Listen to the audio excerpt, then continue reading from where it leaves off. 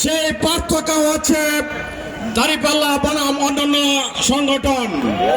সংগ্রামী সাথী ও বন্ধুগণ, আগামী দিনে প্রমাণ করতে হবে আমার সামনে যারা রয়েছেন, যারা স্লোগান দিচ্ছেন, যারা পরিশ্রম করছেন রাত দিন, তাদেরকে আগামী 12 তারিখে দাঁড়িপাল্লা মার্কার সিল মেরে কেন্দ্র পাহারা দিয়ে ভোট বাক্স ছিনতাই বন্ধ করে আগামী দিনে আপনাদের প্রমাণ করতে হবে ইসলামের বিজয় সুনিশ্চিত করার জন্য। সংগ্রামী সাথী ও বন্ধুগণ, আজকে এই 54 বছরে আমাদের এই জন্মভূমি স্বাধীনতা লাভ করেছে।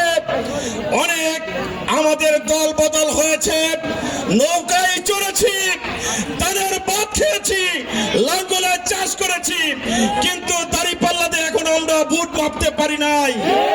সংগ্রামী সাথী ও বন্ধুগণ, এইভাবে আমাদের এবার 2026 সালে ভোট মাপার জন্য সময় এসেছে 12 তারিখ।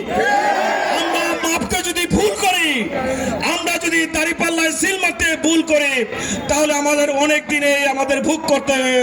সংগ্রামী সাথী ও বন্ধুগণ, আমরা যেন আর কষ্ট না করে আমরা দেশকে যেন আর অরাজকতার দিকে না নিয়ে যাই, আর ফেসিবাদের দিকে যেন আমাদের দেশ না যায়, আর যেন চাঁদাবাজদের হাতে আমাদের দেশ না যায়, আর যেন দখলবাজদের হাতে আমাদের দেশ না যায়, সেদিকে আমাদের লক্ষ্য রেখে জিহাদ ঘোষণা করতে হবে 12 তারিখে।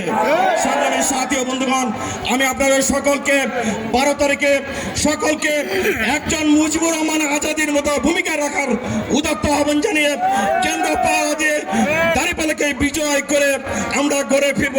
সকলকে আমার পক্ষ থেকে ধন্যবাদ জানিয়ে আমার বক্তব্যকে শেষ করছি।